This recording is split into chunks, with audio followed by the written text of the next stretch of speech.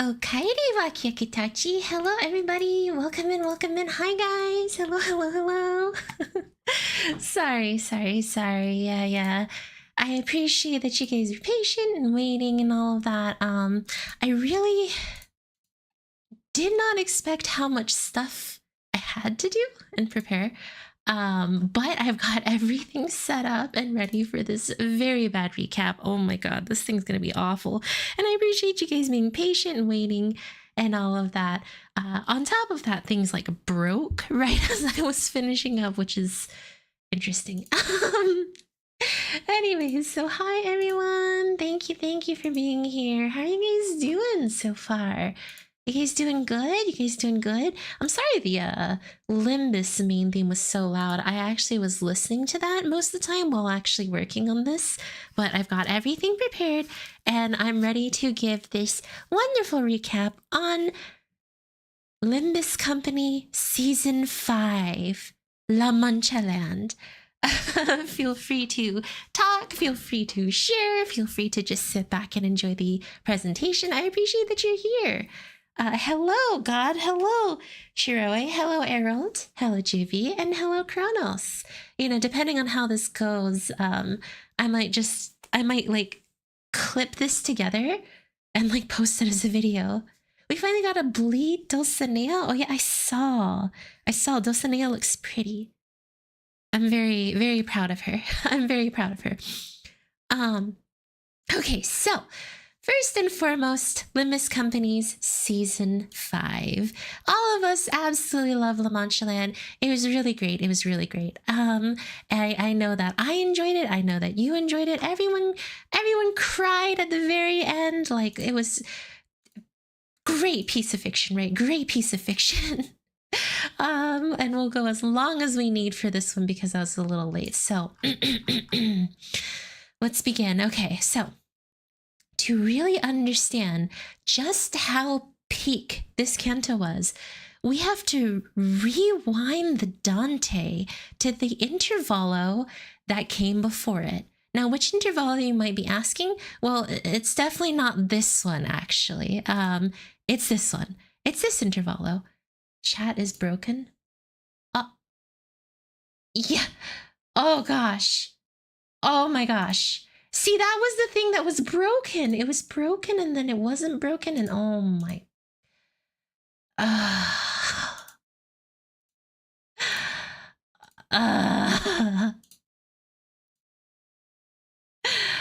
Oh gosh.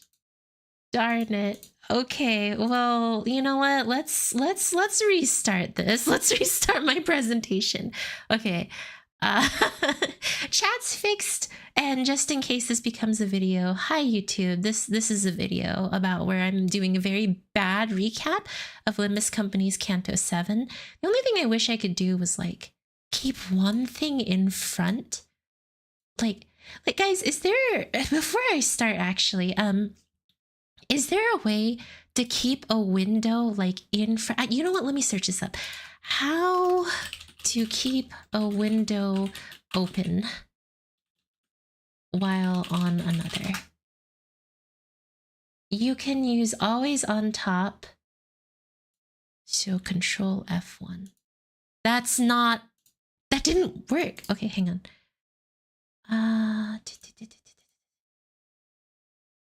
Anyone? Anyone know how to do this? Always, it's Control, select the window you want to keep on top, Control F11. Okay. That didn't work either. How do you do this? Anyone know how to keep something always on top? How to keep something always open? Because I would like to keep,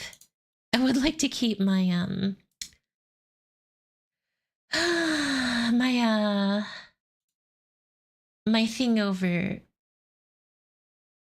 hover over maximize in the window that pops up, select float. Which one's float? That I do not know. Hi, cool dog. Oh, sweet lord, please. Please. Shori no Megami. I need some help right now. Maybe this? with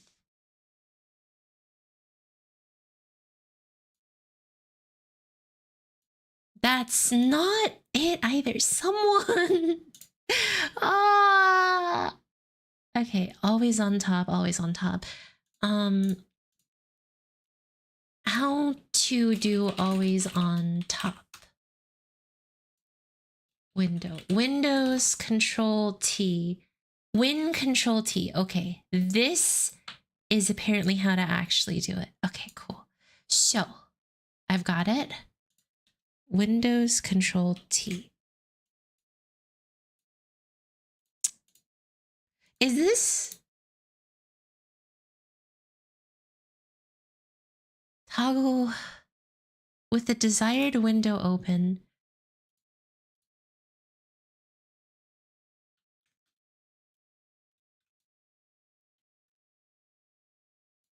It's still not working. All right, sorry, bear with me for a moment.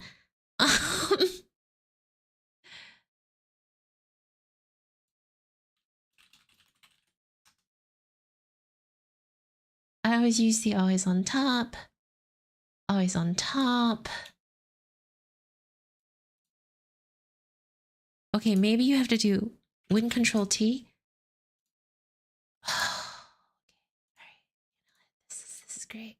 This is a great way to start. Win Control T.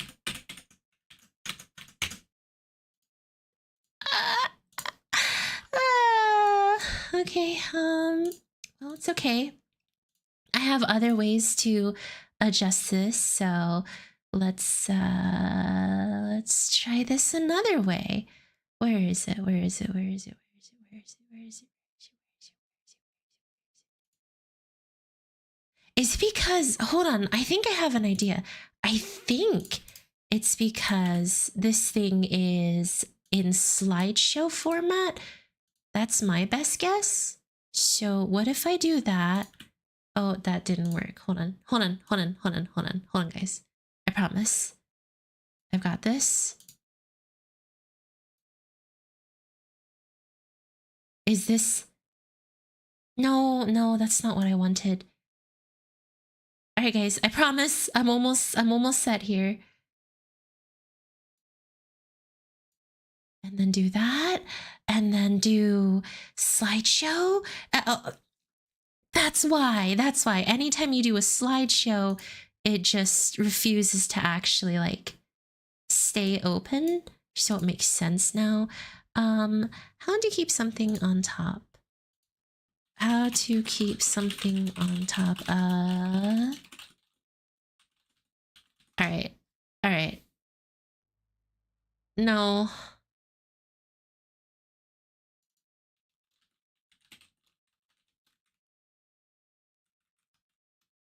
All right, and if this doesn't work, we're just gonna go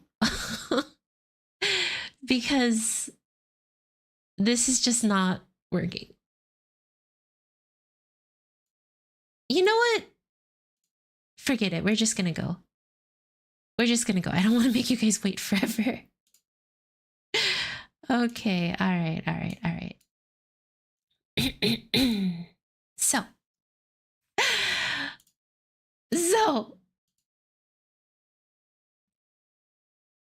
everyone, to really understand, we're gonna restart. We're all set. How's everyone feeling? Good? Okay, so hello YouTube. In the event this becomes a video, or you know what? In the event this becomes a video, hello YouTube. I'm trying something new today. Hello YouTube! Today we're going to be doing a really bad recap of Canto 7 Season 5 Oblivion, or La Mancha Land. And to really understand just how peak this Canto was, we have to really rewind the Dante to the intervalo that came before it. And it's not this intervalo, not this one, despite how funny it was.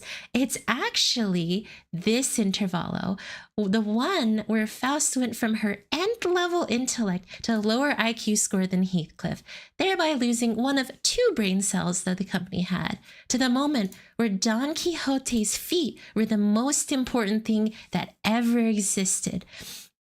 So you see, the key here is without Don Quixote's unclean grippers being exposed, a truth to her and all the other sinners would never be revealed. And that truth was how Don Quixote is actually a 2nd-generation blood fiend. Now, what is a blood fiend, you might ask? Well, that means that she's an extremely old granny, like older than Altus, and she's seen a smoke roar, or several. Anyway, she sucks the blood from cassette player and says some cryptic stuff to Dante, and Faust is thankfully allowed back into the Faust Club. So that's the general summarization of how what's it called? How the overall intervalo went, and that's really all the information that you need to move forward. Also, Coffee Grounds, thank you so much for gifting 5 memberships to the Waki Yakutachi. Thank you, I greatly appreciate. And for all of you Waki Squad members, now, Waki Waki on the Rise becoming Waki Squad members. I hope you enjoy the emotes and the badge next to your name. You will always have a place in my anime.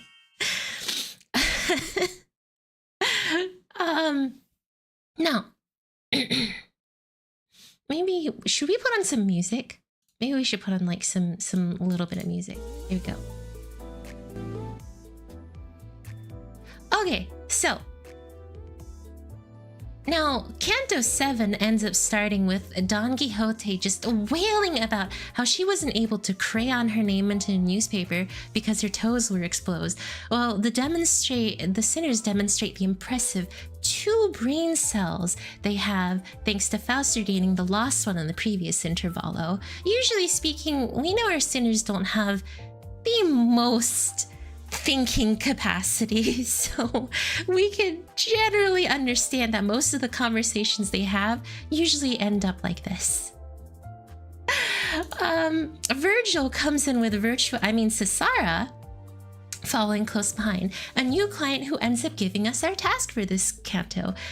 Julius Caesar shows great enthusiasm in noticing the famous red gaze, who can hardly make a name for himself on his own thanks to Gebra.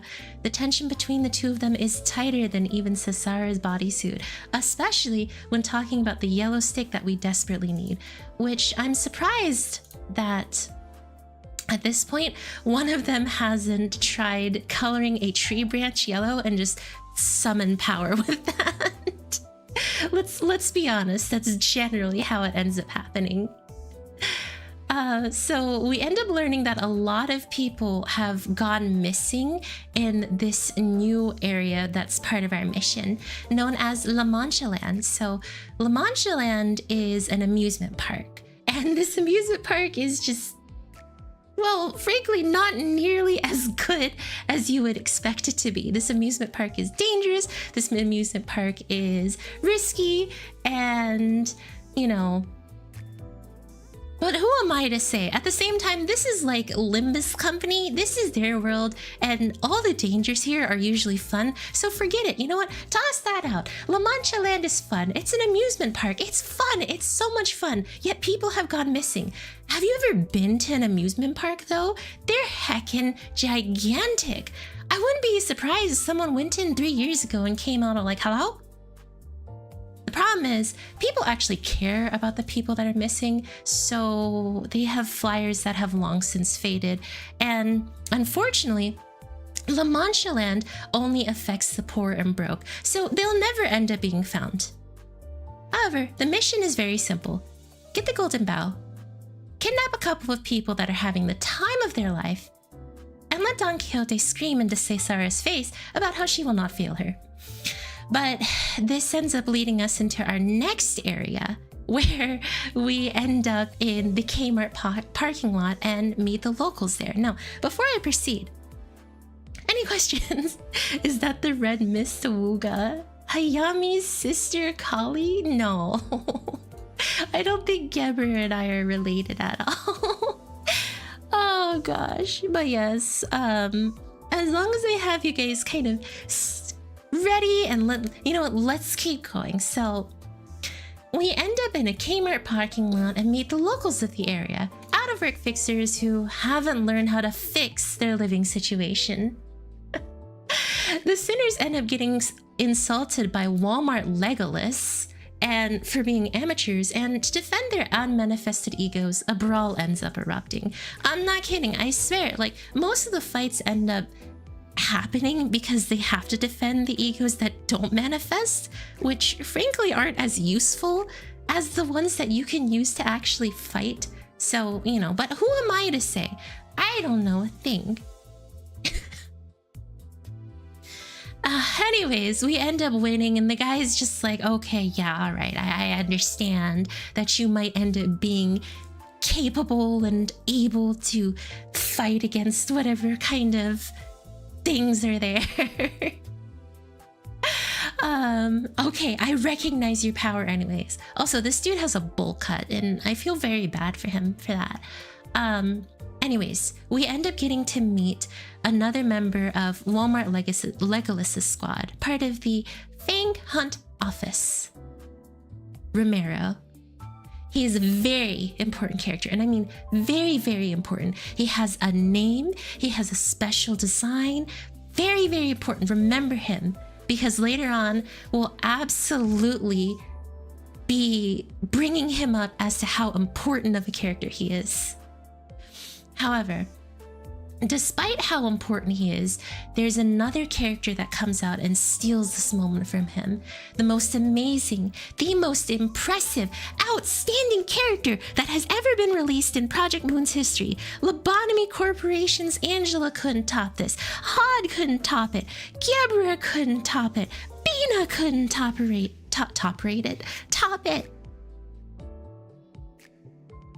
Entering with a blue-colored mop on his head and equipped with the strongest weapon known to a 14-year-old girl. Camille. He utters but one simple phrase and activates millions of sleeper agents with nothing to do in their lives, watching streams around the world. Chat, is this real? Solidifying himself as the absolute strongest Limbus character to ever have been released.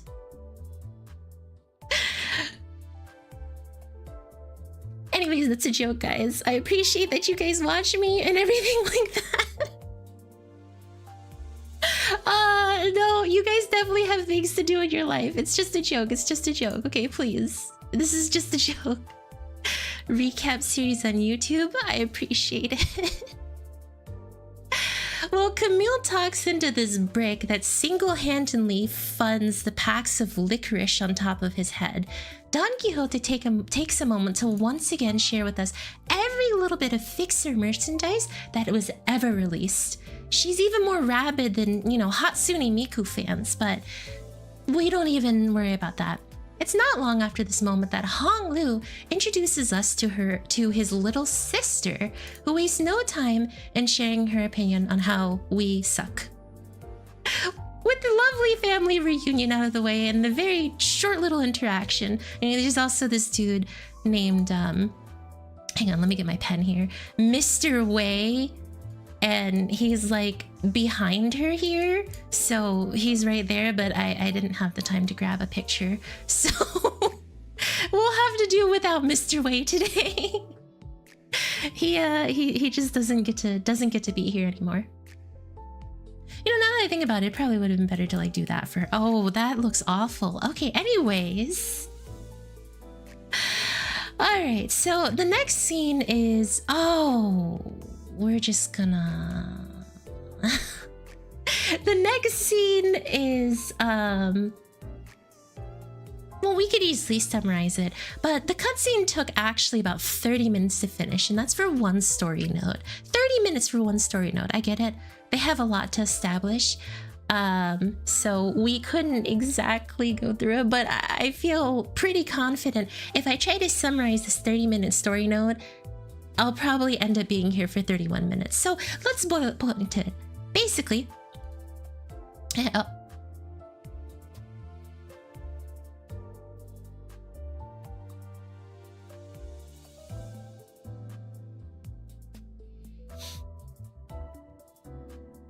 and this is why you always make sure that you're prepared. Okay, anyways, let's restart. So, I could summarize it, but this cutscene takes nearly 30 minutes to finish, and at this rate, I'm less confident that I can even summarize it within 31, just because of how much information they've got to give you and make sure that you're prepared for the mission. This briefing is also very important. So, let's bullet point it. A fixer comes in with Yi Sung if he had an even more stable job. They tell us about Mancha Land and how the fixers will be split up into a bunch of different locations. Don Quixote, after a short period of time, ends up feeling insulted and shouts and challenges God streamer Camille. Does it really work out? No, she actually gets extremely stomped. And it's so heavily so that even Virgil felt like it would be suffice. Therefore, not having to dish out any kind of punishment. Yes, the Mancha Land. La Mancha Land. Alright, so our crew of questionable intellect goes into the tent and ends up contacting the Limbus distortion detectives, which the moment you mention that, I swear it activates a certain brainwave for Limbus for Project Moon fans that just immediately go like, distortion detective? I did that or Leviathan. You have to mention one or two of those and it'll be like, all right, so when are you gonna read it? And they need to gather information on blood fiends. So, to basically explain a blood fiend, they are vampires. Like, first and foremost, they're vampires. They have nice little crystals and, you know, can coagulate blood and make it come out of you. Like, you know, do you guys remember the Harry Potter movies and how Expelliarmus is like red and all lightning bolty? Well, that's essentially what it looks like when, you know, someone's a blood fiend and they're kind of bleeding. Like, they kind of become like a crystallized blood. There we go. And hey, it looks like rock candy, but it probably isn't. So they end up having a familial hierarchy of power. So this would be Papa or Mama blood fiend that ends up creating 2 or more other blood fiends. And those blood fiends are weaker, but still relatively strong. They're just weaker than the one that came before them. Then those blood fiends can end up creating more that end up being weaker than the ones that come before, and it continues endlessly to pass down. Now, in the previous intervalo, we know that cassette tape or Cassetti was actually like a 6th generation, so he was like way down the list. Like, this is like 1st, 2nd, 3rd, 4th, 5th, and this would be the 2nd generation right here. And as you can see, each of them basically almost have like descending orders. They can't quite ever defeat or oppose the ones that come before them. Now, if you really stink, you end up becoming a blood bag, which essentially means that you're fodder, and that's about it. Like, you really don't get to do anything. After a few more friendly exchanges beyond that, the time has come to finally enter Mancha Land. What is a huge balloon ball flower thing in the sky, awaiting patiently, slowly begins to sprout. And Mancha Land is revealed. A beautiful sight of festivities and whatnot. There are probably loads of people lost in the amusement park, and I hope the passion mission is actually pretty cheap. Like, Universal is really expensive. I wouldn't mind going to Mancha Land if it's free. You know, I'll ride the rides and do my best to survive. and a beautiful sight is to behold. Bloodied loved ones come stumbling out, and one guy graciously, out of the kindness of his heart, sacrifices his life to show us why you should listen to every mission briefing. At least his sacrifice was in complete vain. So, after a short, brief battle of a bunch of hordes coming out, we end up moving to the first area and get split up with people. In the first zone, we actually get paired up with Hugo freaking weaving. Nope, just normal Hugo. Nope. Anyways, most of the interactions from here are just about recapping the debriefing missions, a couple of battles, getting to know our brand new permanent ally, and doing a lot of fights until we make our way to Area 2. A nice stage set up for us where we just have to fight some more. But wait a minute. The narrator of this area is really setting this up for Don Quixote not to worry. She heeded the thought and responded to whatever the narrator was saying. The commotion ends up bringing out a woman that creates an unhealthy relationship for many different people out there. I swear the obsession I saw for her was greater than honestly, Ahab's obsession for the great whale.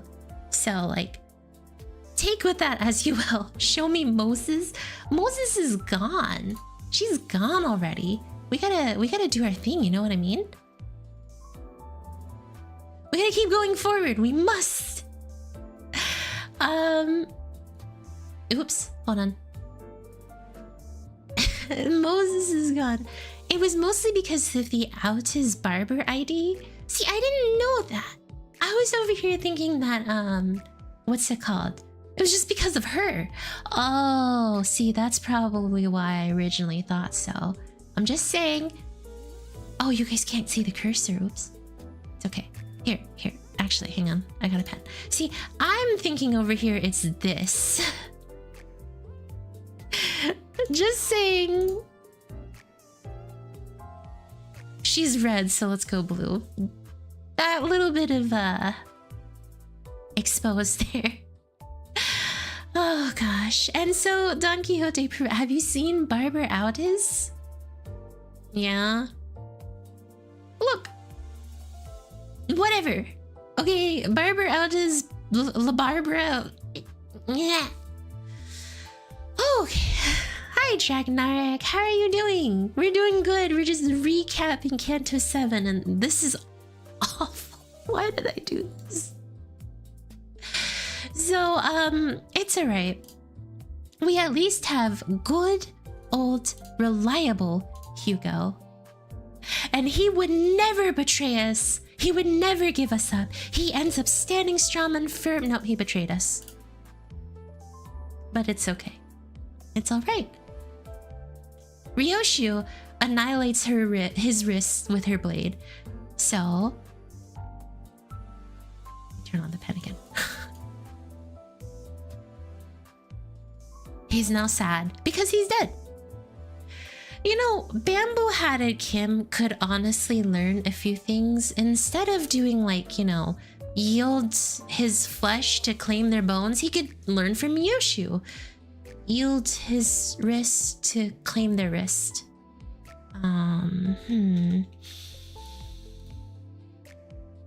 YWTCW. After a horrible fight with the insane woman called the Barber, we were interrupted by a fruity purple sorcerer who ends up stopping us from continuing forward. The Halloween spirits shopper called Sanson decides to show us a little bit of Don Quixote's past.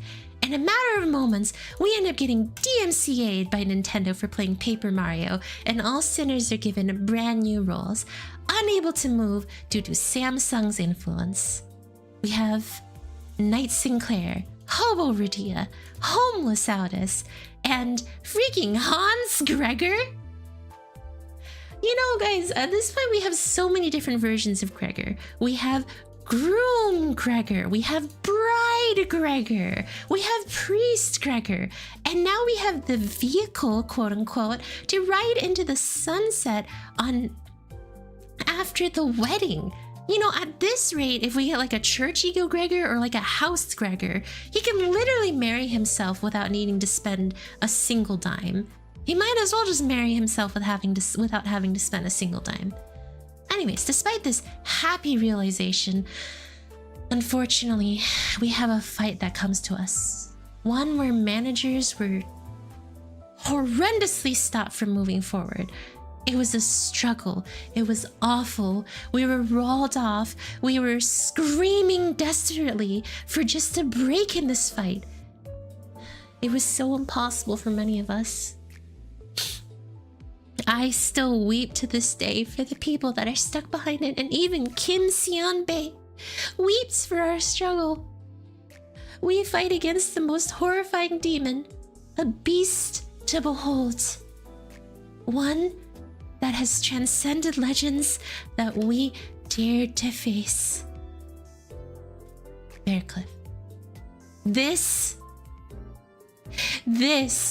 is the embodiment of pure power that would reinstall Catherine onto Dante's device. Nellie would kneel and give up the golden bow out of pure fear of this beast, while Earl King surrenders to the one true Heathcliff.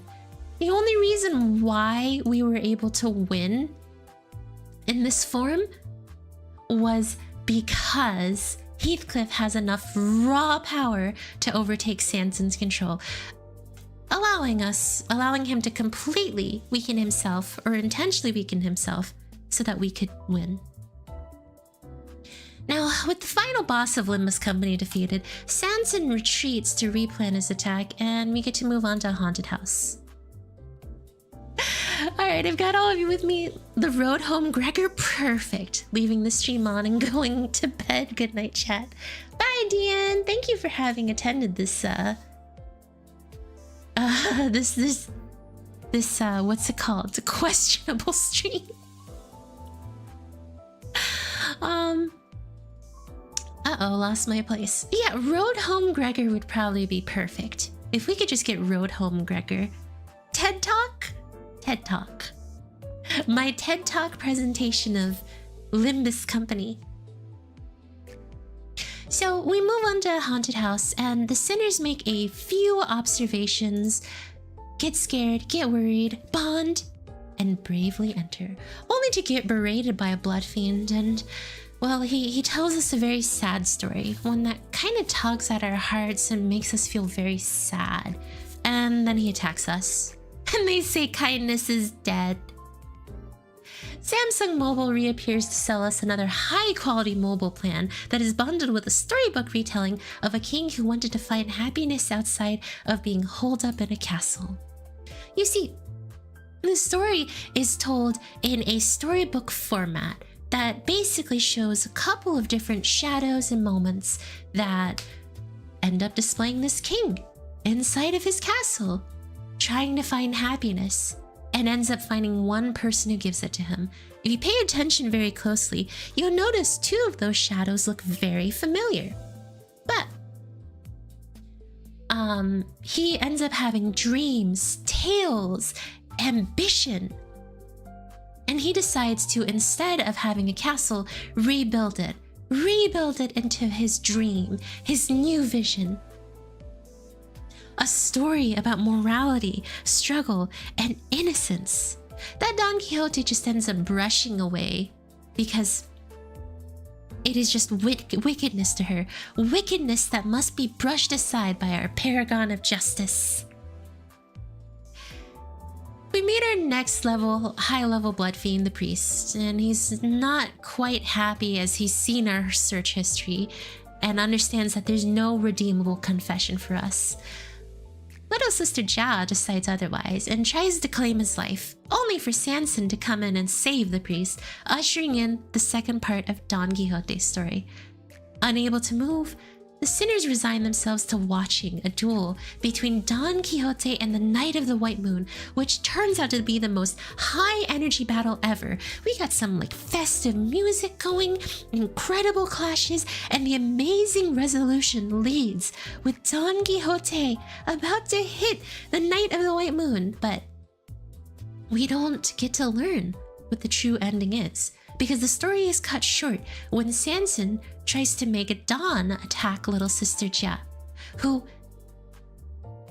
she fights against with every bit of her might, refusing to cut down Jia, refusing to cut down Honglu's little sister. And because of that, she ends up deciding to join us by picking up a couple of paper fans. Now, is she all that useful? Well, I don't know. But to our surprise, Don Quixote pulls Dante aside and demonstrates the full capability of her intelligence. She notices a trend. She notices a trend of one sinner being focused on. One sinner has been getting so much attention, and she knows who it is. She realizes it. In a deep moment of self-reflection, her important conclusion is, this canto is about Honglu.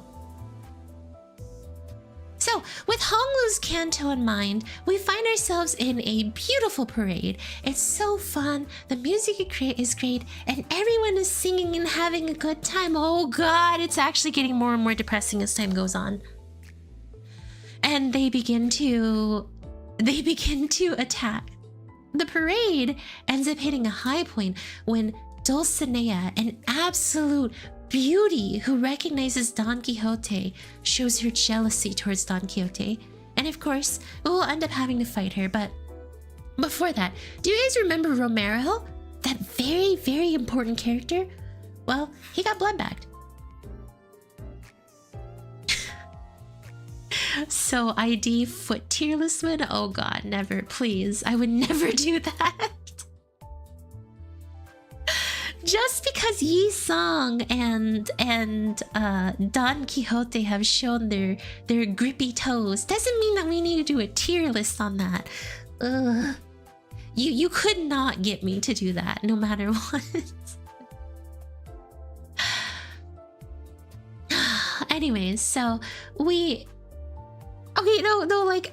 Okay, actually, I'm gonna bring this up. Okay, so I had mentioned in the Limbus Company channel in my Discord that I had to look up something horrible, and I mean absolutely horrible, while planning for this presentation, okay? When I had to look up Don Quixote's grippers, and what I saw was so awful. I just don't understand. How do people do it? I just came in the stream and the first thing I hear is defeat tier list. Someone said it in chat. It's not me. I don't want this. I don't want one. Oh god. It's horrible.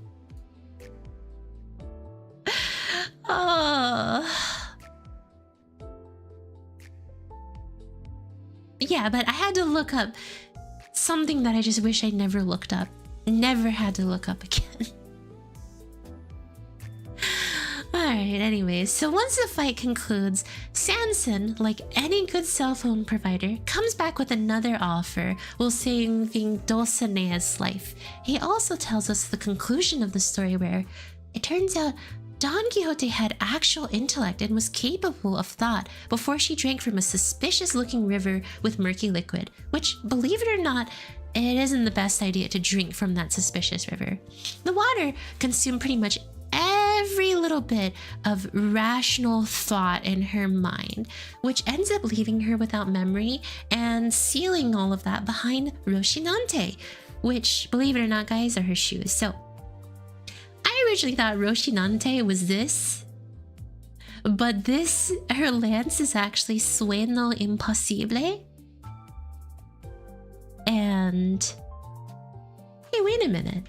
Have you guys noticed Don Quixote doesn't have her ID on her? Just a medal and a bunch of badges and a belt and then her name on her coat. Huh. What do you know? So yes, the key is pretty much removing her blessed Roshinante. And without blessed Roshinante, her memories return. The brain cell that Faust returned ends up lighting up as all sinners except Honglu ends up realizing what's going on. That strange man that we've been hearing, a shadow from the stories, ends up starting to show up, and we start learning more and more. The truth starts coming to light as Don Quixote ends up removing her shoes once more. And her memory returns.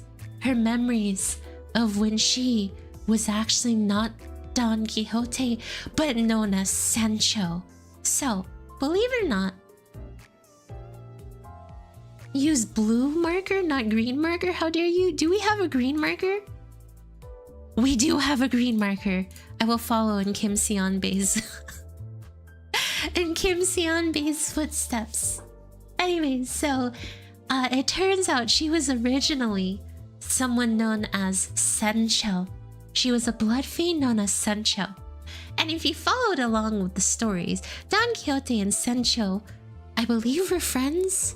I didn't even follow along. I'm just kind of going off of what people have told me. And yes, Don Quixote's true name is Sancho. And she's coming to this realization, walking towards her new destiny. She stands, unsure, confused even, of what's going on. But she knows that she must keep moving forward.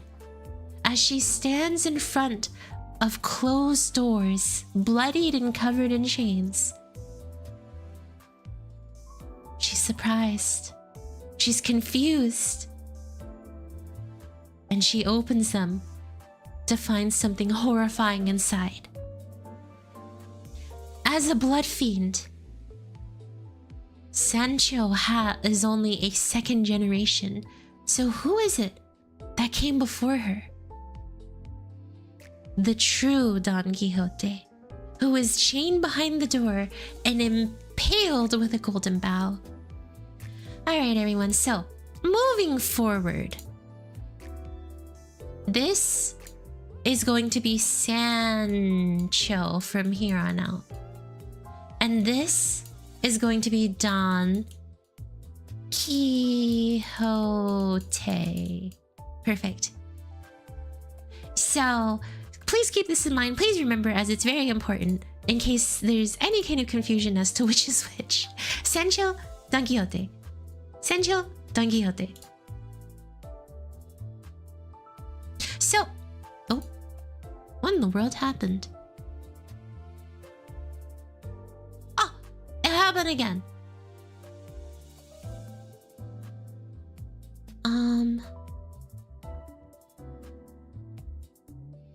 Here we go. The sinners end up being horrified. Oh wait, hang on. Sancho, with her brain now restored, uses her powers to literally cleave a path into the new ego created by the golden bough, which is actually behind this. You know what? This is why I can't make a good slideshow. I need to be able to see what comes next. Alright, and then we'll restart here. Okay. Sancho, with her brain now restored, ends up using her powers to literally cleave a path in the inside of this new ego created by the golden bough. And this is literally with a lance. A lance. A pointy one with pretty much blunt edges around. She's so strong, she's cutting people into half. This is used to poke people, and she's literally ripping them into pieces. And Don Quixote comes to the sad realization that no matter what he did, no matter what people do, they'll never change. They will always be the exact same. They'll always be who they are. Sancho was unable to be any different, and she responds by saying she's not any different. The sinners end up being horrified with this realization, even more so knowing that Dante and Faust knew, of all people. Though, I honestly don't understand why they're so concerned. Like, Faust always ends up knowing things that she doesn't share. But Altus ends up bringing up a point that it's like, oh my gosh, this is an enemy in our midst. And then Heathcliff ends up saying, well, that's exactly why she didn't tell you because you would react this way. If you end up realizing they end up fighting, they fight with their trust broken. The sinners that haven't gotten the chance to have therapy with Dante are severely more affected, and the bonds of friends ends up shattering. Never mind, Hot Topic ends up saving the day. A brief interaction ends up occurring between Don and Sancho, giving us some insight on how the behavior of Sancho was just an imitation of Don. In reality, she never was like him. She was her own person. Stalwart, quiet, unexcited, loyal to the very end. And that brief little interaction where they reminisce and show that Sancho's memories have returned occurs. All the while, Altus ends up sharing with herself how she is just angered. Altus is angered, frustrated, and beyond disappointed, displaying her utmost rage at no longer being the pick for Sag Hex. Because she's no longer the oldest individual here. Now, it's actually Sancho. As a matter of fact, it's so bad that the disbelief in knowing that the entire Odyssey had a purpose subreddit briefly considered changing to r/Gallop on Rocinante. Our comments were cut a little short by little sister Jia, who ends up sharing that she needs to leave before the sinners take the last bit of sanity that she has left. Hi CJC. It's not a game, it's a presentation. A questionable one at that. Oh god. Well, Camille... Oh wait, that's not it. Okay, hang on. Why does this keep happening to me? It's a TED Talk. It is a TED Talk. Sag Hex. Faced with another flashback, we end up finding out that Don and the Barber came up with a way to sustain the family while they have Mancha Land open, because Don currently has a dream. Don's dream is that no matter what happens, Mancha Land will be a reality. The chance for La Mancha to end up being a place for blood fiends and humans to unite together. That's the dream he has. It's a very peaceful dream, and he's admired for being a dreamer. But in doing so, he has to end up finding a way to nourish the blood fiends. They can only survive on blood after all. So his solution was to work with the Barber, very loyal, very loving, on coming up with a solution on how they can be fed. And that is by having them eat hemo bars. They're basically like a brick of blood, and they have willing human blood donors to give them hemo bars. There we go. They have willing human blood donors to give them hemo bars. Now, the problem is Don didn't realize that this was essentially requesting his entire family to survive off of a box of those awful pure protein bars that cost an entire life savings to buy just one pack of. It's flavorless and absolutely not worth it. This slowly begins to torment the blood fiends. They suffer, horrified, unsure of what to do. They feel awful. They feel nauseous. They feel sick. They feel unable to do anything anymore. It gets worse and worse. the lack of their favorite food, Sancho realizes the deterioration of all these blood fiends, despite how La Mancha Land opens as a roaring success. But it doesn't matter. Regardless of how awful it's going for them, Don and Sancho leave for an adventure.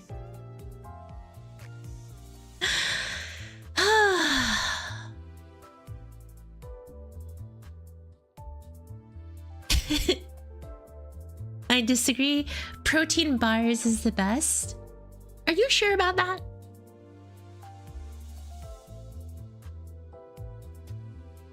We keep...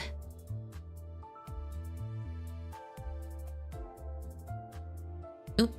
Give me one moment, guys.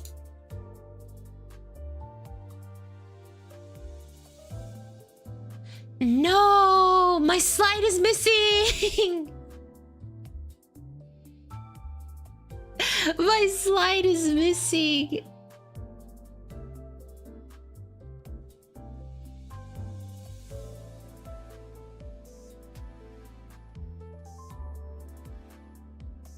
Where's my slide? Oh my gosh, guys, my slide is missing.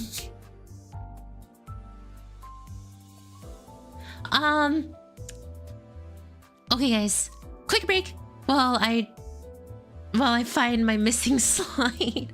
I really needed this. My bad joke doesn't work if it's not here. Where is it?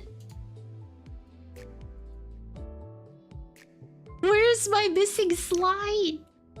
Ah! Here we go. Okay, I can make it real quick. Doesn't matter. Oh no. It's always oh no. Dun, dun, dun, dun. Dun, dun, dun, dun, dun, dun, dun,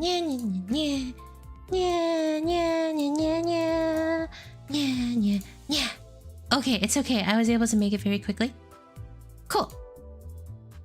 Alright, so...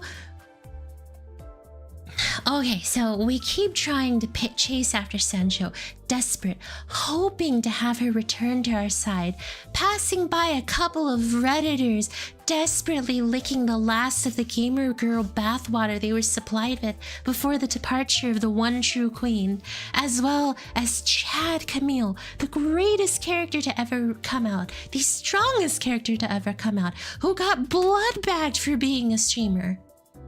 The deeper we go, the more that we learn of why La Mancha Land failed. These stories that we were told of Sancho's adventures actually turned out to be Don's adventures, and he was the one telling her to get more into the spirit. They set out on those adventures, ushered by the kindness of the family that loved them so dearly and wanted Don to be happy. Don, too, wanted them to be happy. And they finally come to the very end where they find the treasure that was told to him by the family. They love each other. They love everybody. He's blessed. He's so happy. He's so thankful and so blessed to be able to return to the family that loves him and believes him. Oh my God, what happened to La Mancha Land? Upon their return, the desolate wasteland that was La Mancha Land was overrun by blood fiends feasting on humans. That human bar is quite huge. It's meant to be huge. It's supposed to feed a bunch of blood fiends.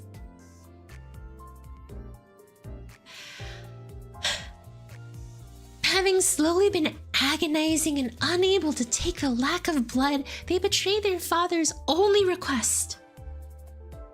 And his rage knows no bounds. He forces Sancho to leave with Bari, who is actually the Knight of the White Moon, on Rocinante.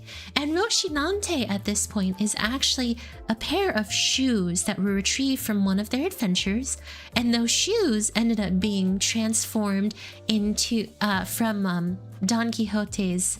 Wait, hang on. I might be wrong. It's a bad recap. It's not accurate. I'm just trying to be as accurate as possible. Regardless, Rocinante ends up being a pair of shoes that was originally his blood horse steed. So he ends up using those and having them equip onto Sancho. He wants her to go on an adventure, despite how she desperately doesn't want to. But Bari's waiting on the other side, ready to take Sancho wherever she needs to go. Regardless, it a lance turned into shoe, not horse? Oh, I thought Rocinante was his horse, that bloody horse. Oops. And Bari ends up leading her to the lake that she drinks to, full of sussy water. So while this is going on, Sancho ends up fleeing away from this horrendous scene that is La Mancha Land, desolate, destroyed, feasted upon. Don's family expresses their kindness by stabbing him in the body for the next 200 years. Now you have to understand something. They end up displaying very truthfully why they you know, it's said that blood fiends can't oppose the one that comes before them, the generation that comes before. And that is entirely true. They cannot oppose. But when pushed to their absolute limit, unable to drink blood or nourish themselves, they ended up becoming so betrayed that even when they were stabbing their father,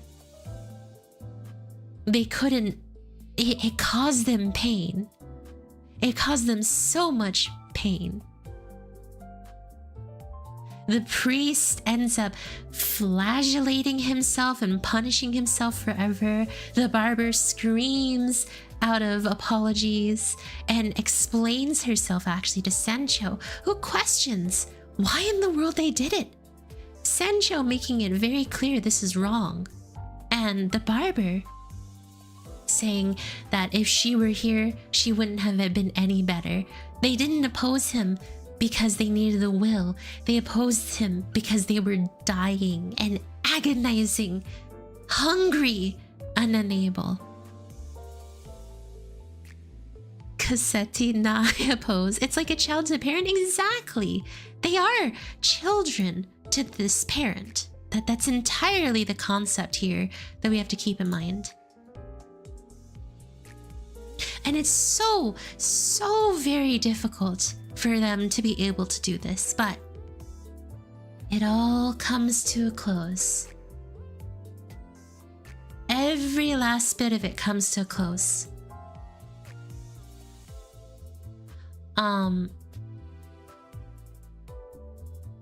Where they end up being blessed by one piece of salvation, someone to save them from this horrible fate.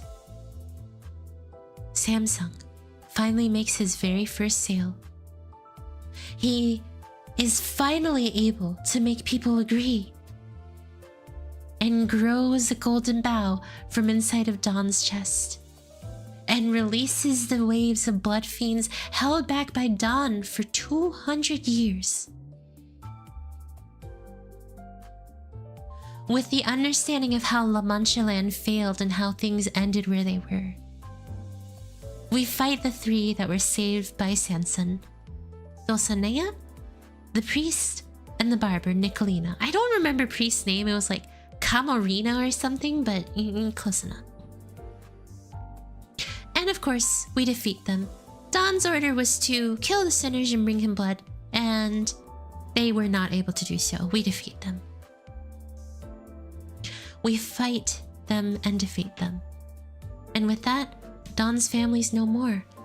All he has left is Sancho, who he commands to kill the sinners.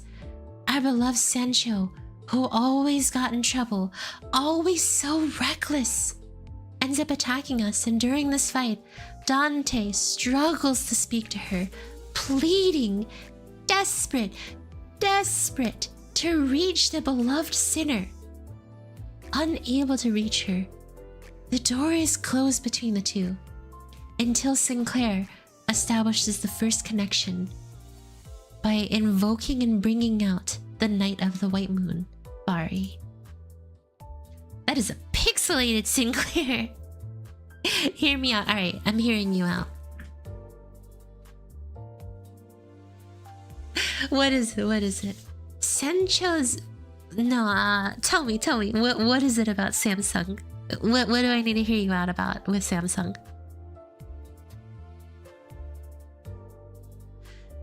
Tell me, please, share. And while you do, I'll continue onwards.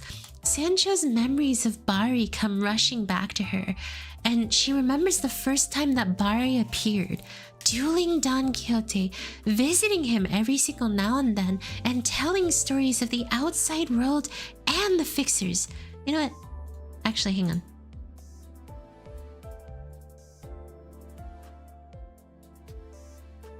There we go.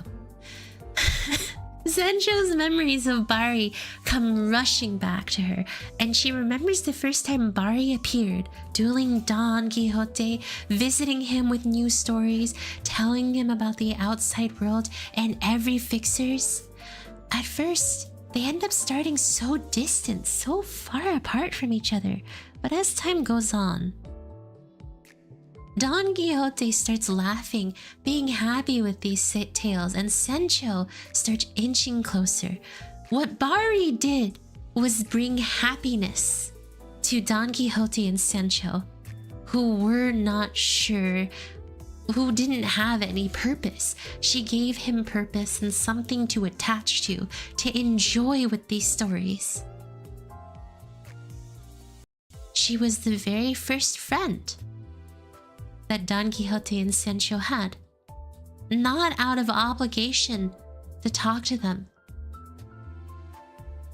And in turn, her memories begin coming back, collectively, like at the very end of an anime when the protagonist is down and unable to fight, unable to breathe, unable to do anything. Just like with Goku and the Spirit Bomb, someone puts a hand on the back of someone's chest or shoulder, on the back of someone's chest. Yeah, okay, that makes great sense. On the back of someone's back, and speaks, each sinner coming forward to share how they felt about Don Quixote, to give her hope. And she begins to remember the adventures she's had with the sinners, the moments where she can enjoy, be happy, where she had genuine fun. Every adventure comes rushing back. The casino chips in Canto 2. The bongies from Intervalo 1. The Christmas hat and festive decorations from Intervalo 3. The pigeon from Canto 4. The squirrel of Canto 6. And the spice bush of Canto 4. And the moment where she defined herself at the K-Corp checkpoint by charging forward as a paragon of justice and destroying what stands before her.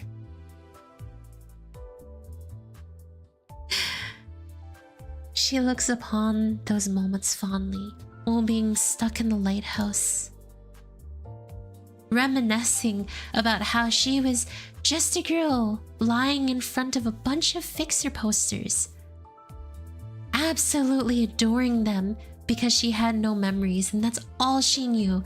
Fixers this, fixers that, stuck in a lighthouse, in love with whatever there was for her.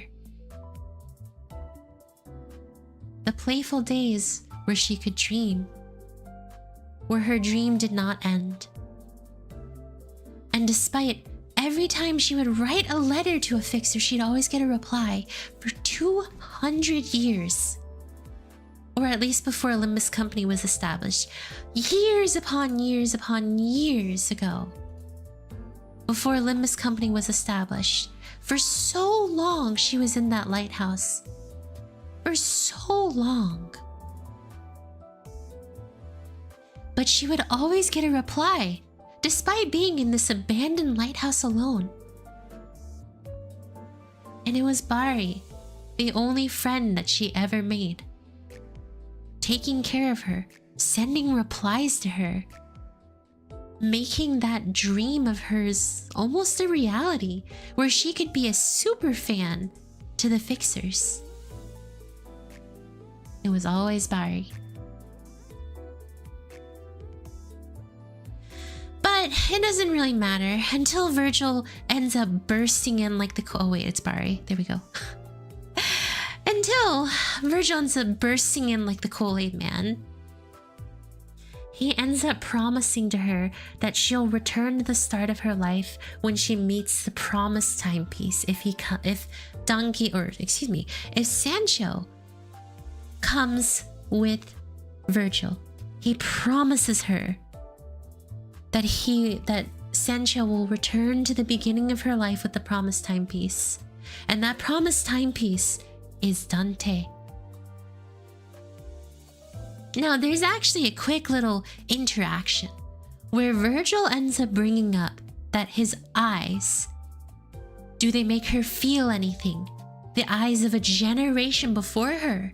So that implication kind of says that Virgil Red Gaze might be a blood fiend first generation. I haven't read Leviathan, so if they reveal that information, there you go. But currently I'm theorizing that he's a first generation blood fiend.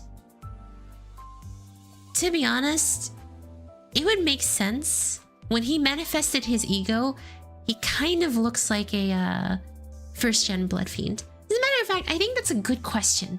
That's a good question to ask. The saddest moment for Sancho was when she first took off Rocinante. She thought the adventure was over, an adventure that she actually loved being part of, an adventure that she enjoyed. She wasn't saying that the adventure was over or something like that because, you know, she had to go back to her duties. She said it because she was sad. She wanted it to continue. She wanted it to move on. And Dante, in a single moment with the door wide open, is able to say one line of dialogue to Sancho. And it is that the adventure, he doesn't think it's over. And that it's still going on. So, Sancho ends up returning to Don, who asks why she didn't kill them. And she ends up saying there's no need to. Well, she doesn't quite say that exactly, but Sancho ends up not killing them, and he feels like she's, you know, Don Quixote feels like she's the most disobedient child, which is frankly a surprise, because Don Quixote had definitely a lot more disobedient children if you consider how many of them skewered him like a shish kebab. But Don Quixote asked one question to her, whether or not Fixers were as noble as every story that he heard. And Sancho says no. All of her adventures did not lead her to believe Fixers were that noble. With that reply, he says it himself, that everything is a lie, and he says his dream is over. His dream of being a heroic figure, it's ended. The fight that follows is probably one of the most peak cinematic fights that I've ever seen. The music is on point with every single moment, starting with something very simple, and I would totally play it if I wouldn't get hit with copyright right now. A song by our beloved Millie called Hero, and the lyrics are so important, but it starts with Don Quixote throwing carousel cars at us while Sancho pleads for him to return to how he was. She just wants for him to be that heroic individual, the dreamer that everyone knows him to be. However, it's too late for him. He keeps on exclaiming that he was foolish and that he must be who he is, La Mancha Land's Don Quixote. The This is more like a long Quixote, but you know what? It works for the purpose of this. He sets foot upon ground once more after being pinned to a wall for so long, filled with skewers and a golden bow, ready to fight once more. The golden bow returning power to him. He ends up fighting even further. Sancho still pleading, still hoping that he'll return to who he was, being that heroic juvenile individual. But it's to no avail. Now, if you have W Cordani during this, or excuse me, Sancho during this fight, it'll be extremely helpful. But if you don't, you could always use sync, but that's also, you know, you kind of have to evade a lot. Deathmatch Sancho versus Don Quixote, let's go. It pretty much ends up becoming a 1v1, despite how cinematically it make more sense to have an entire group of sinners, because, you know, hers has been all about friendship and individuals by her side. Anyways, he ends up summoning this blood spirit bomb to annihilate every single sinner. And he does. He wipes them all out except for Sancho, who ends up barely staying forward, barely being on her feet. And in turn, Don Quixote leaps into the air with a lance. He prepares it, letting Sancho know that she used to make even more beautiful ones for him, but it matters not. He will kill Dante, skewer him like meat on a skewer. Dante sits there, prepared to accept his death, and Sancho heroically leaps to oh god. I need this one! This is pretty accurate to how my streams go. Usually there is something that is missing, something that is forgotten. Thankfully, I've only had to do this twice, which is actually kind of a record in comparison to how you know, how bad some of these usually can get. Some of these things are so, like, you guys haven't seen it, but I watched some of my Canto 5 stream, and oh my gosh, my internet was so bad that it ends up cutting out during some of the most peak moments of Canto 5. I love Compass, by the way. Great song. Compass was just... Compass is still my favorite. Hero is great as well, but you know, I think I will always rate Compass as my number one. Alright. So... let's restart. He creates a lance to meet skewer Dante, and in one heroic moment, Sancho leaps in front of him, leaps in front of the lance, her body's torn to shreds, torn to pieces, and says that it's time for her to return to her senses. That it was time, her lance broken, her body shredded, nothing left. But yet she blocks it for Dante. All for Dante. Just to inspire him. And that inspiration awakens freaking Bina to help Dante. With the camera panning onto Sancho's feet, Don Quixote challenges Sancho to a duel. One that even she says is quite juvenile. But there's some key information here.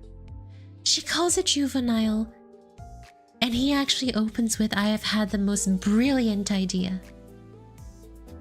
Now you see, if you listen to the Millie song, as well as understand Don Quixote himself, all he ever wanted was to be a hero. That was his dream.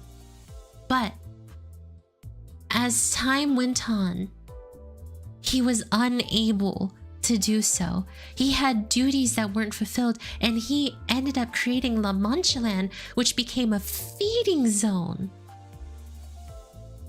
This broke his heart completely. He was a broken man after this. And all he could do was accept his responsibility. Millie says a key line about how some people have to be a villain. You know, why do some people have to be a villain despite what they did? And in this case, Don Quixote had to successful. I'm sorry, I saw chat for a moment. Don Quixote had to recognize that he had to take responsibility for La Mancha Land and had to be the villain, and eventually to end the suffering of La Mancha Land, to end the suffering of those around him, his children, and to end his own, he had to become the villain. And in this very moment, he had never truly given up on Sancho. He still loved her and challenged her to this duel. So if you really think about it, he was kind of holding back for most of the fight. The world wouldn't allow him to live his dream, so he had to become the villain. But that doesn't mean Sancho had to. So in this cinematic experience, Sancho and Don exclaim their names. Don Quixote creates a lance and jumps into the air, prepared to wield it, saying Quixote, Don Quixote. And Sancho creates her own, saying her name is Sancho. And they charge into the air, clashing their lances as the peak of La Mancha Land shoots out fireworks everywhere into the air. The song hits the highest point while they're trying to fight each other. Don Quixote with her, Sancho with using the power of friendship and anime to create a lance made of the blood housing the soul of our spacebar to defeat her father. And as we mash that spacebar, destroy our keyboard, we're able to actually push through and pierce Don Quixote in one last attack. Sancho kills her father. It ends up being an unheroic victory. Don Quixote fells the man who had once saved her life, and she cries while giving him one last little wish, telling him tales of her adventure. The voice actor gives one of the most crazy crying wail that I've ever heard. One that breaks our hearts every time we watch it. Because she just had to kill her father. Someone that she loves, someone who saved her life. And someone who had to die because unfortunately they had to be the villain. And so she gives him one final wish while he rests on her lap.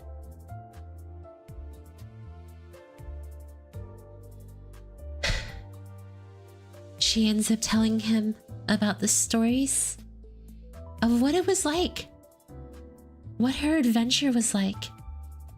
And he passes away peacefully, his eyes closed, and Sancho lets out just a little bit more before standing tall and proud with her lance, willing to continue her journey, saying that she is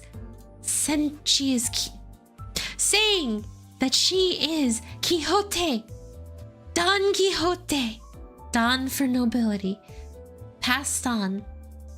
Sancho's name is now Don Quixote, passed from Don Quixote himself, who moves on to the next life. And with that, Sanchote is now permanently sad. Caesar Salad shows up to claim the silver-haired Don Quixote's body, and we actually ended up completing a mission! Yay! And that's the end. Alright, so, there we go! Yippee! Let me stop the music. So, peak. Thank you. Thank you. So, any tips, any feedback, please tell me. As I want to know just how awful. Best recap for real, for real. Oh, you're too kind. Thank you.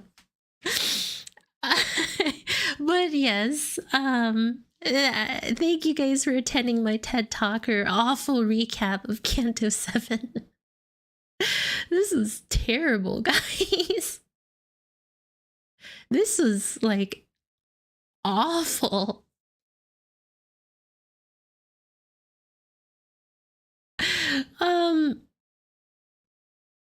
You guys,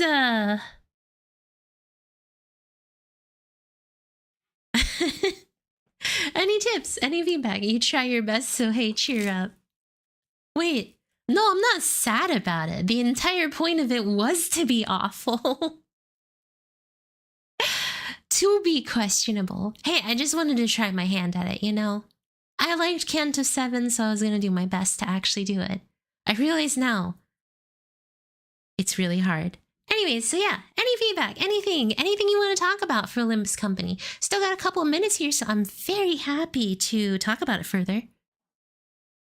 And hear out anything that you guys got to say. I mean, I already appreciate the fact that you guys stopped in just to listen. Foot ID tier list. I'm not doing a foot ID tier list. That's just awful. Watch, they're gonna peek over Canto 7 with 8. They're gonna keep on trying to outdo their next Canto, aren't they? Like, that just kind of sounds like what they're doing in general. It's like, oh, you guys really like this Canto? Well, the next Canto's gonna be even better. Because from what I watched of Canto 6, I really liked Canto 6. But yet I would say Canto 7 felt better than 6. And the only reason why I'm so preferential to Canto 5 is because of what's it called? Is because of Compass. Like, Compass is just that good to me. So that's why I was a huge fan of Compass. Compass? Compass. Compass! Yeah, so we'll see. We'll see how Canto 8 ends up doing. I'm excited for Season 6 still, you know. That one I think is going to be Hong Lu's Canto, and I believe something that was very interesting was when we checked, Compass is the Millie song. When we watched, Limbus Company's Canto, hold on. When we looked at Josh Hichun, if you look very carefully, it says Ja family, which is actually key information on what's it called?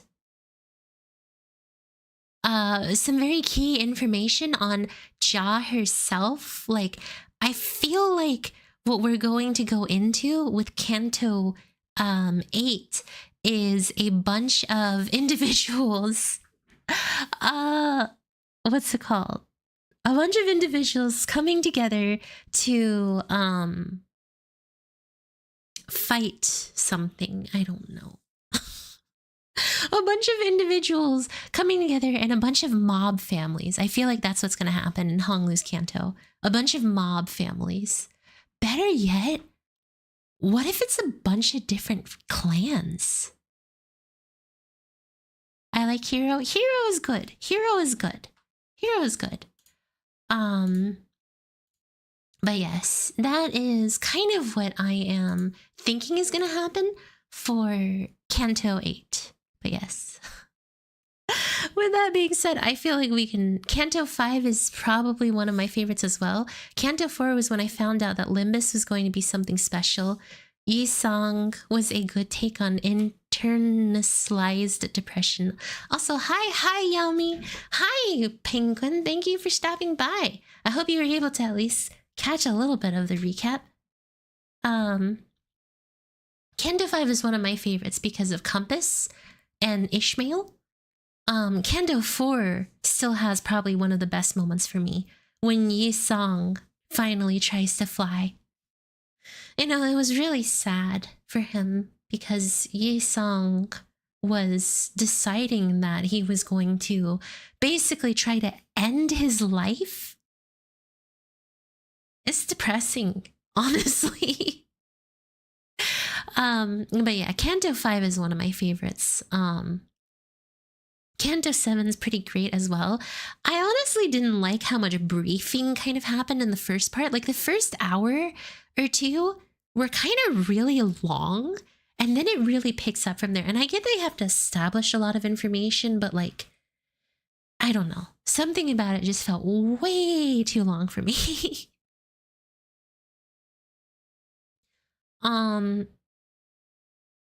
Which ones are you most excited for? Ryoshu, Honglu, Mersault, and Faust. Oh, very excited to see how Ryoshu's plays out, because from what I understand, her katana is supposed to be her daughter from the books. So her katana is very blessed. I want to see what happens when Mersault is no longer the stone wall man that he is. Faust, it'll be interesting to learn about her past and how her Faust Club actually works. And then Honglu is, I don't know. I just don't know if Honglu's gonna still be happy or depressed. Like, Don Quixote was real happy throughout this entire canto, right? And then she ends up becoming really depressed afterwards. So, Mersault will go Furioso with the gun, like Library of Rona's Furioso, or Furiosa, or whatever it is. You know, that combination attack. Like, honestly, I don't really know which one I am the most excited for, but I would honestly say I really want to see what happens with, what's it called? Some of these characters and personalities that we know them to be, you know? That's what I really want to know and see. How will some of these characters end up turning out? Mersault and an Arabian man? What else can go wrong? Hey, there's nothing wrong with being Arabian. You know, that has no bearing. But Mersault is French, right? Like he is Mersault. Le Frenchman. You haven't read his book, It Tells? I mean, I said it myself. I can't read. I can't read. He's French and his book is titled The Stranner. Oh boy, I love The Stranner.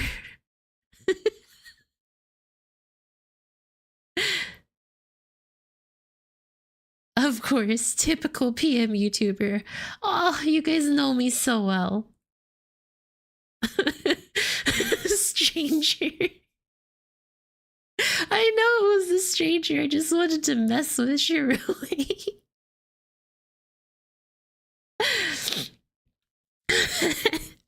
This is Janner. Oh my gosh. But yes, I like sitting down and chatting with y'all. Oh, Penguin, you mentioned that you at least read Leviathan and Distortion Detective Woman. Maybe. I mean, I could try to like read on stream. That sounds fun. Oh, wait, no, they're currently under like some kind of weird problem right now because one guy is like, no, it's my property. Oh, yeah. So, we have to keep that in mind. Maybe read. You read, woman. Don't tell me read, woman. You read, woman. But yes, Penguin, I remember you said that you liked and missed hanging out. Same with you, Shiroe. I got really good news. I want to try to do more community night stuff. So, like, starting, I think next week, I want to try to at least leave some kind of like weekly Discord community night thing where we can all just kind of jump in, have fun, play games together. So, and it'll be kind of like every week, I'll just put it on the schedule, but it'll be like Discord only, so we can just hang out, chat, and, you know, do different things. It's kind of going to be like, you don't have to play the game that we are playing, but for sure you can join in. And I think, like, instead of one of the streams, I'll end up doing that. So yeah, hey, perfect time to plug. If you guys want to join community night stuff, join the Discord in the description. That honestly sounds pretty fun. Good. I'm glad that it sounds fun. I hope it sounds fun to everyone here. But yeah, so oh gosh. Doge needs a cage for real. For real. But yes, I'm looking forward to actually hosting those. I just gotta find some more games that everyone likes to play.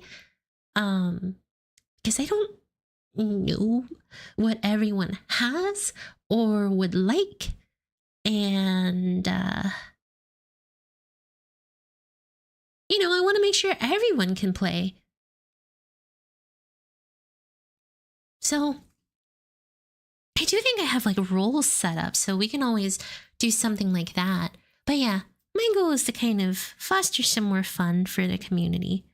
And I think that's going to just be a good time.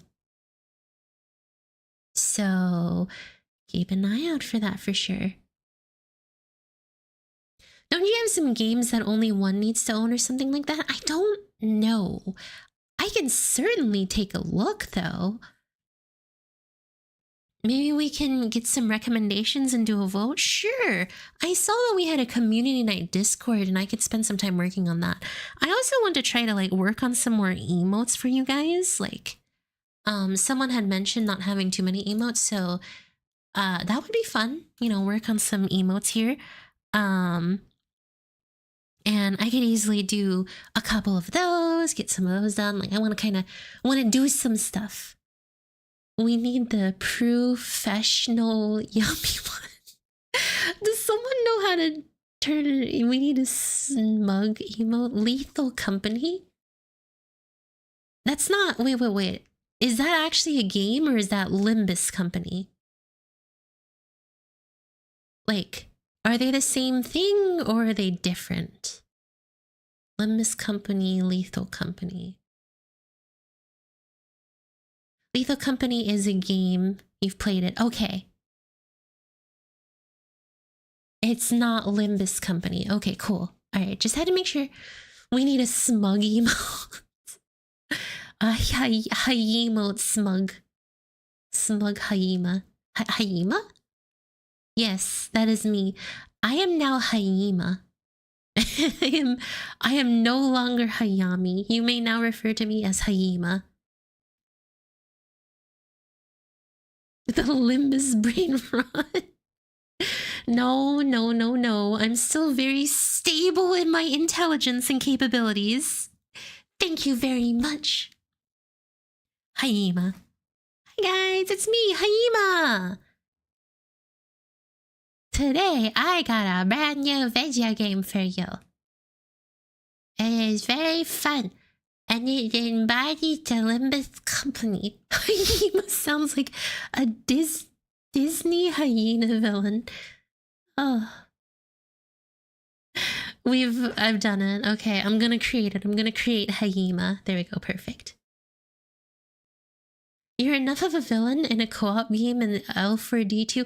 Shiroe, please. Shiroe, I was learning how to play the game.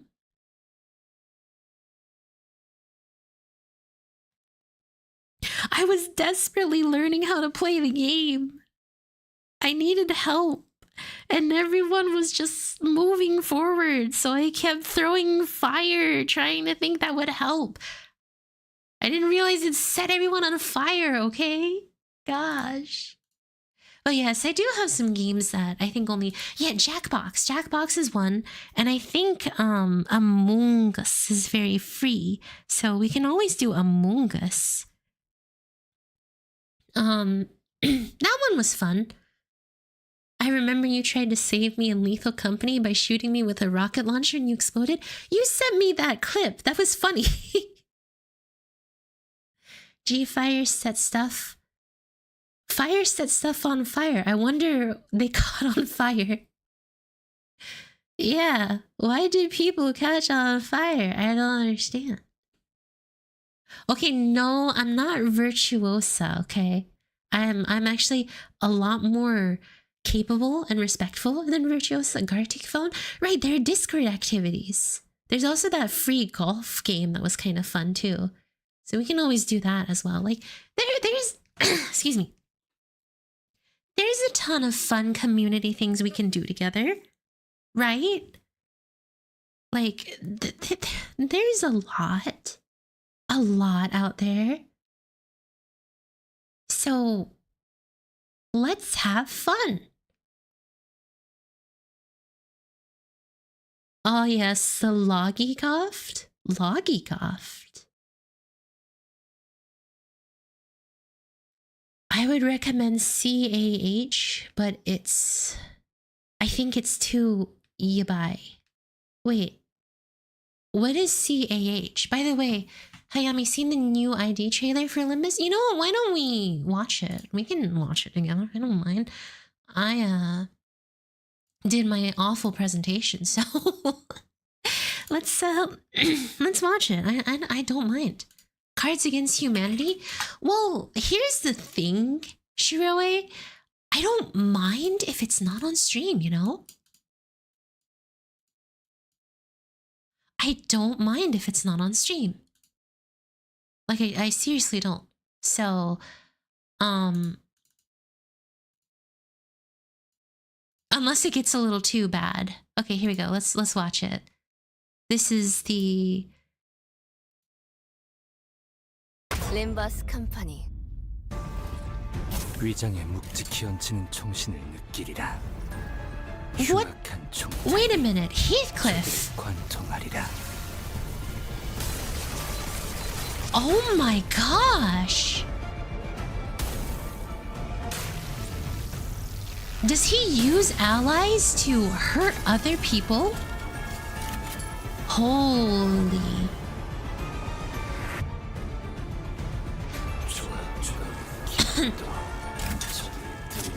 What is this thing? Oh my gosh. Oh, that's horrifying. Why did they do Heathcliff like that? Okay, let's be honest. It's because Heathcliff is the only other person with fell bullet. Oh no. Cardo Swipe! 함께 해주시겠나요? 이 피보라를 봐. 아름답지 않니? 흩날리는 꽃종에도 밤하늘을 수놓는 폭죽도 She's beautiful. 못할 거야. 이 밤의 열기 속에서 Holy! 가장 빛나는 She can equip the mask too? 당연하면서도 She can become a Persona 5 Phantom Thief? 실상은 나도 대열에 갇혀 있을 뿐이니까. 하지만 그 커다란 죄를 짓고 나면 이 끝없는 Oh 수많은 gosh. 끝이 나겠지. They knew what they were doing with that one. All vamp IDs can so far? Okay. Wow, alright. Well. That was nice. You know, I haven't seen Priest Gregor yet, so let's take it out. Let's check it out. Limbus Company. 내가 그대를 대신하여 용서하라. 어머니는 날 용서치 않으시겠지. Oh yeah, he literally does flagellate himself for what happened. 그게 얼마나 헛된 일인지. 이 흙뭉치 같은 무식을 끝내게 했어.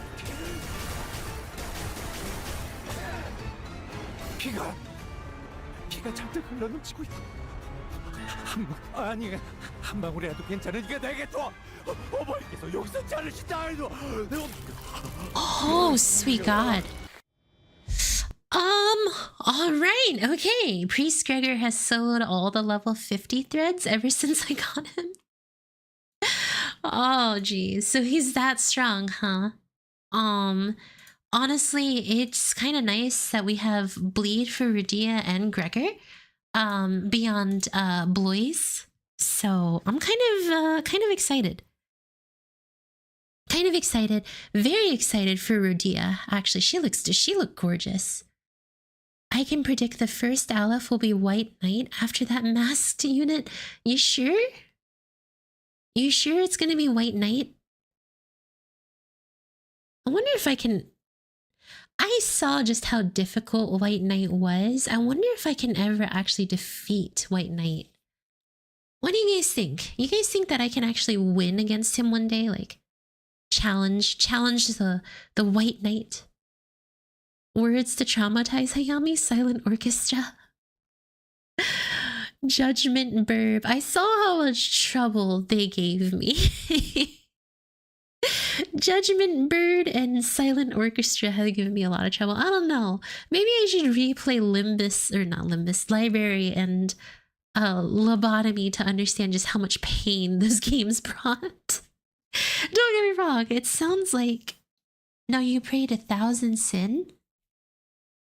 Well, you can, but like, what if you can... You might be able to fight him without 1,000 sin, right? And that way you can get his ego weapon.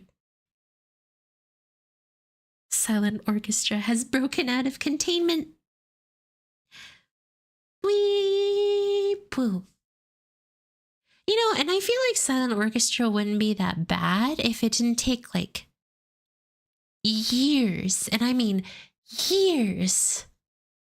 I just pray for the day we get a Roland ID. To be fair, Roland is not a colored, like, he is technically the Black Silence, but at the same time he isn't. Like, he is as strong as the Blacks. Well, him and his wife were, I believe, the Black Silence together. So years and you're hearing with it. I wonder who will get a magical girl if they become an ego.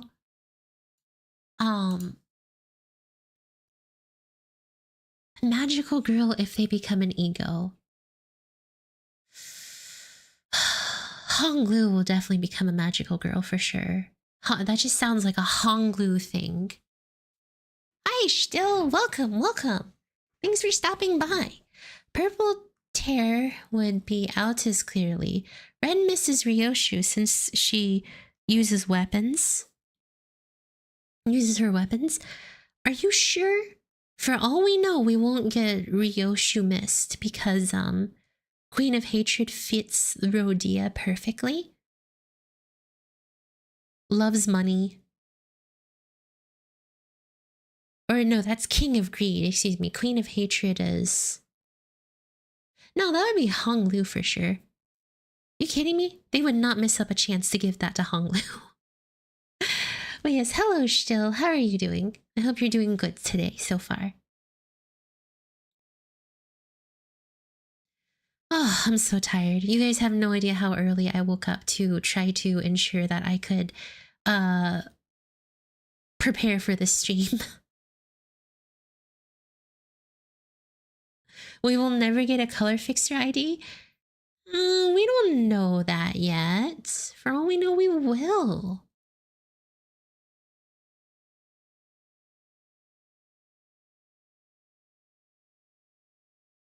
Queen of Hatred is because Rodion wants to be special, and if you know Queen of Hatred lore, Ryoshu uses Gebra's weapons in LobCorp when she needs to be suppressed. Oh, had to wake up at 6 a.m. to pick up some stuff. Oh. Sorry to hear that you had to wake up so early still. Mersault will get the first Aleph, maybe Hole in the Man one.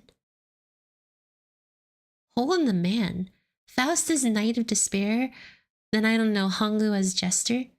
Well, I'm glad I managed to catch you. My night shift job makes it hard to poke my head in as much as I want. You know, Penguin, that's perfectly fine. I'm very, very happy that you are working hard and doing a good job so far. I'm proud of you. Congratulations. And I hope that you continue to work hard towards whatever it is that you need in life. You are an awesome person, very kind.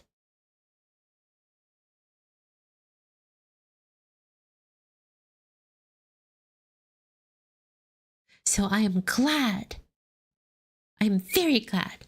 Because no villain in no magical girl, no special. Isn't there something about not Ryoshu, but you know that one girl, wasn't there something about Ryoshu being, what's it called? Oh my gosh, I can't remember what I was trying to say. I hope you accomplish your dreams as well. I will. I may have, for all I know, I may have a big announcement one day, and I'm kind of looking forward to it. I have some plans in mind on some big announcements that I would like to kind of set up soon. It'll take some time, but you know, depending how things go in life, some things may change. They'll make it look like Ruina where they have single clash skills too.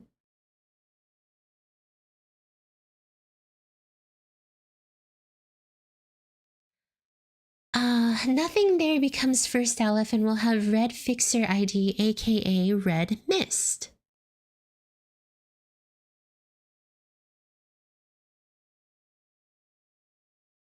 That could end up being what happens, for all we know. It sounds possible. That's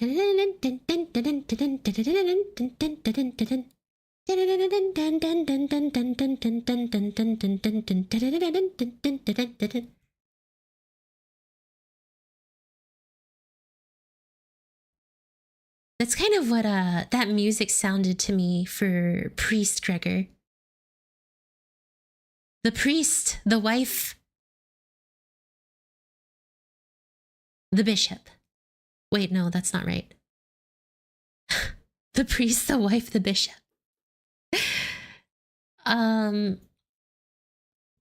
But yes, gosh knows where they'll go with some of their IDs in their Library of Ruina and their Lobotomy Corporation and Limbus. All I know is, well, Purgus Night is coming soon, and you know what? How many do I have? Oh, Penguin! I never got to say this on stream, but Penguin, thank you so much for what's it called? Thank you so much for the battle pass, by the way. Like, thank you. I actually appreciated that. That way I can still keep up with that. I forgot about that. It's okay. I remembered.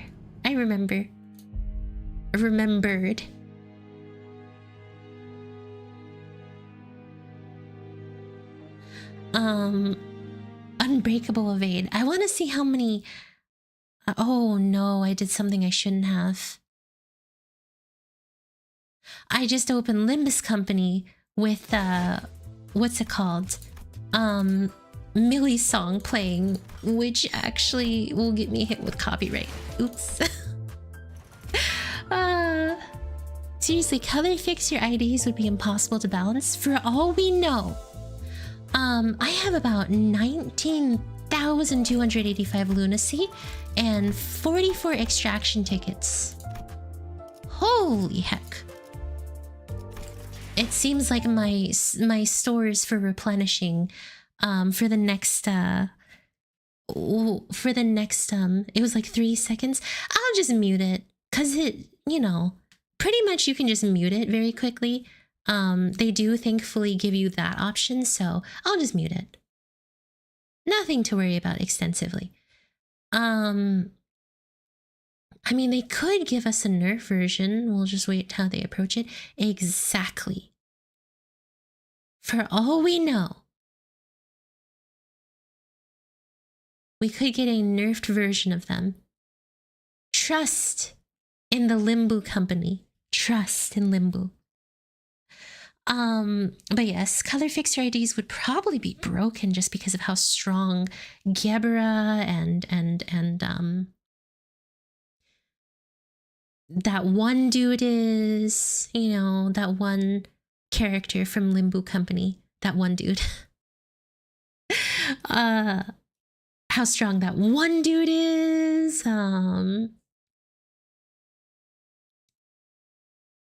We'll just have to see. What about 4-star IDs? Could you imagine the summon rates on those? Usually when there's a new rarity introduced, ooh, the summon rate will be like awful. And I don't want that. Please, gosh. Don't make the summon rate awful for 4-star IDs. Or 4-0 IDs. I could reasonably see them doing it to the covert fixers of past that we have.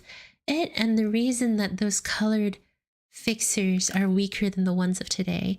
I mean, isn't Gebra technically significantly weaker than, what's it called? She would have been in her prime?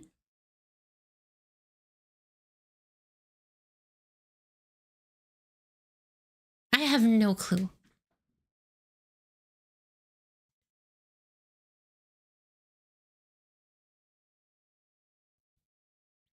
Yes, she is. Okay.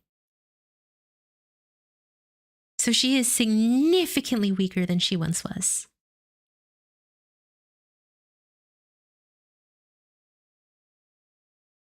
Good to know.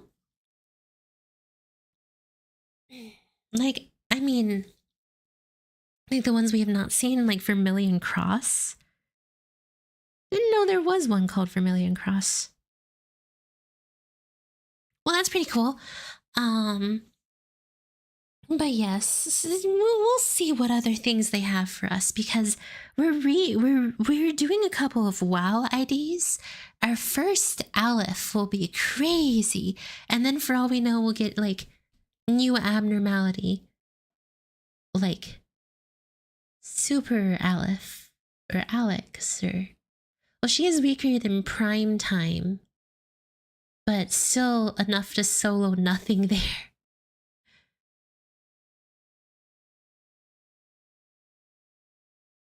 Weaker than Prime Time, still enough to solo nothing there. And White Knight. What's Prime? Oh, Prime Time. Oh, in her prime. Oh my gosh.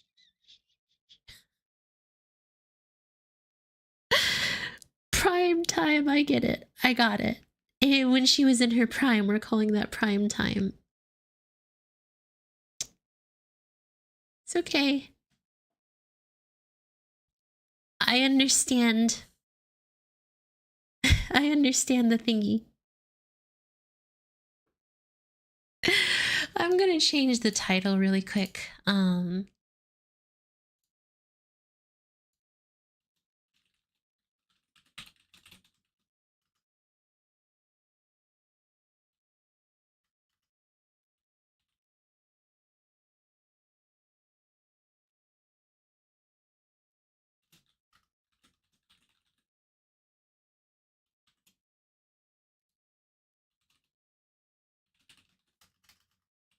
Dulcinea Rodion. Fell bullet he sung.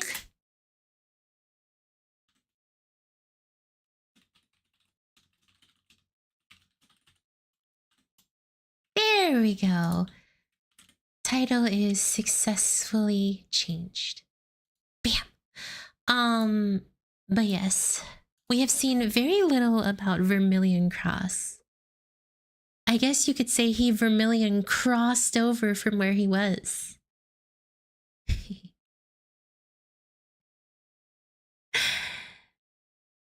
He Vermilion crossed over.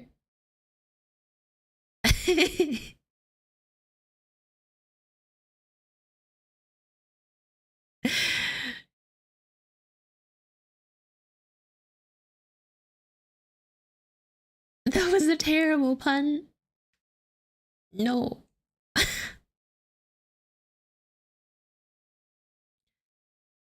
He Vermilion decided to not think that was a bad pun.